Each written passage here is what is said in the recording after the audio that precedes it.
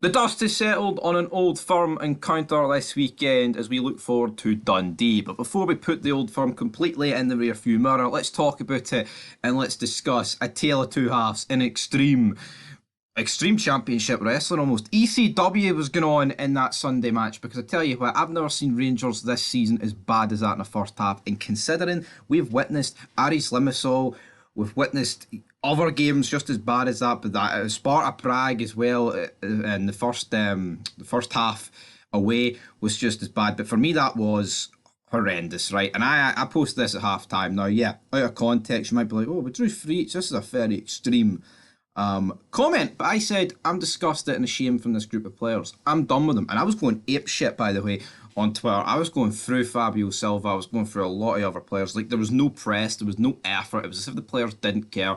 And just because they fought back and won 3-3, I think a lot of people almost swipe everything that they did. It's like a clean slate in that first half. No, I mean, this is a continuous trend. Like, I think under Ange, right, we could just accept that Celtic were better than us, right? And before that, we were better than Celtic for a period. I'm not going to pretend, that we had the long period dominate over Celtic. I mean, there's been times in the past under Pedro, Murty, etc., where Celtic were just superior to us, right? And you could accept, I mean, as hard as it is to accept getting scudded by Celtic, at least there was players that, they got what it meant and put the effort in. But that on Sunday, the first half, man, I don't care. I don't even want to put too much blame on Clement. Yeah, he picks players, right? Like Scott Wright, who are shite, and Fabio Silva, and there's other players he put in that team, right? He picks the team. But what about the players on the pitch? I mean, you hear all this about Scott Wright. Oh, he's a Rangers man. He loves the club. He's just not good enough, but he loves the club. It's not like his effort was top notch. The guy was just as bad as everyone else in that front line. I thought Dessers was poor in the first half, but at least he overturned it into the second half. Tom Lawrence was probably the worst player on the pitch, but for me, Fabio Silva doing all the flipping and diving just took the biscuit for me. Connor Goldson as well. Tav, I mean, the list goes on, but we're going to look at some comments. I'm going to react to it. Mercury says the title is staying at home where it rightfully belongs, inside Celtic Park. We'll get to my predictions on that at the end of this video. User, not a patch of Rangers teams of the past. Walter's finest and soonest stunners. It's not. I mean, you can, quality for the best teams is not there. But, you can accept drops in quality, but for me, effort and professionalism have to always be there at the club. And for too long, man, the standards in that department have slipped. Sometimes with quality, you can make the wrong signings and, yeah, things don't work out, right? But even if you're shite, I want you to be running. I want you to be running your arse into the ground for this team. And a lot of players weren't doing that. Wavel says, Tavernier must never play for our club again. Strong statement. But I have to, after that first half, I was agreeing with it. It was horrendous. Don Deliver Car says, Tav, Goldson, Lundstrom, Lawrence needs to be sold on. See, the problem is, so see Tav, right? I think we are at a stage where he needs to be the right mid, and we need a proper right back in. I'm willing to make that compromise. For the likes of Goldson, I think it is time to go. I think he's outstayed his welcome by like a year. I think the same goes for like Kamara and Morelos and Kent, players like that, who, if they left like the season prior, it'd have been like, oh, they were great. Rangers made a bit of money on them as well. Lundstrom, I'm not going to blast him too much because he has been pretty great since Clement came in. But again, there's been periods in his tenure here where he's been shite as well. And Lawrence, well, I mean, the less said about Lawrence in that game, the better. 3-3 we go again. Come on, Celtic. Greg Waterston says, I agree. John Fato says, been saying it for ages. Tavernier and Goldson will cost us dear and make us lose big games with their pathetic defending. Need a shot of both of them, and Suter's no great shakes either.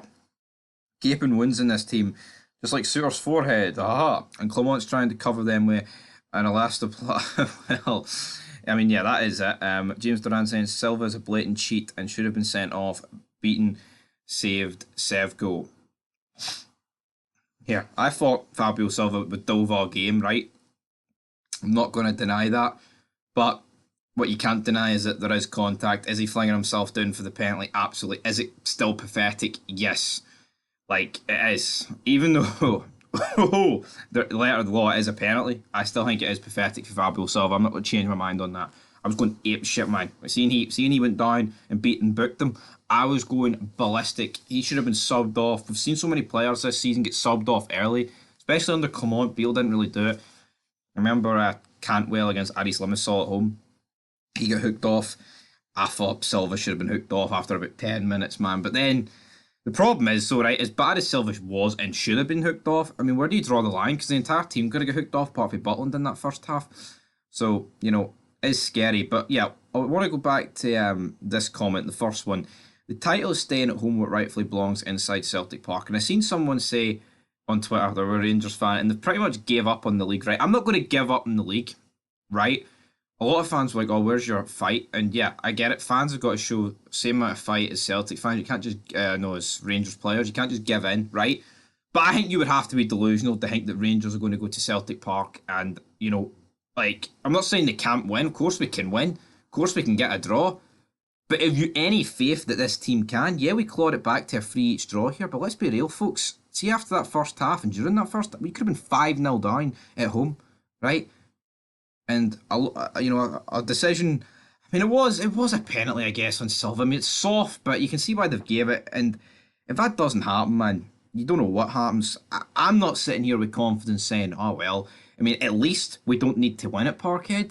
But I'm not sitting here thinking, oh well, if we win the rest of our games and draw at Parkhead, it's as easy as that. Because I think when the pressure's on, this team's arse is going to go. Tavernier's arse is going to go. Goldson's arse is going to go. I don't know what combination of front players would have to play for their arse not to go at Parkhead. I mean, I think Sima is the man. Cantwell would have to start as well. Matondo has been banging in goals left, right and centre recently. Great goals, by the way. Saved this, so I mean, I think he's got to start. And then, that would probably be a front three behind Dessler at this moment in time. And then Diamante, he was absolute piss poor in that first half. I'm coming down with the sickness. Not too good, but what's not too good is the confidence. I'm not going to pretend that I was so confident the Rangers were going to win on Sunday, but I did think that this is the old firm where Rangers and Clement is, he's had one game against them.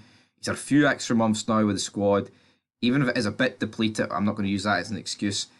I think he'll get the job. I think we'll finally get it right against Celtic in a game that matters.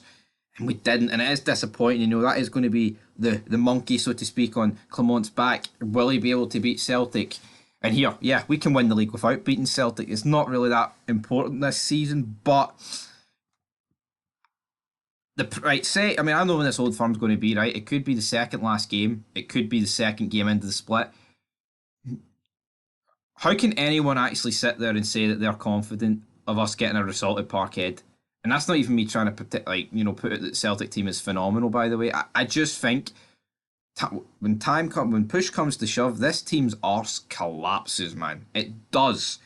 And anyone kidding themselves that it doesn't, I think you need to actually look at the cold, hard facts of the day and how many fucking defensive frailties have happened to our team at the back, and then also the lack of firepower going forward. Anyway, that's where we're going to leave it for this Old Firm. It's been a lot of fallout. Souness, Sutton, all that fallout, man. I'll make a few videos on that as well. But until next time, also Dundee game. What about that pitch? Life's a bitch. That pitch, man. Rip it up and start all over again. Anyway, Breaking Bad song. Till next time. Peace.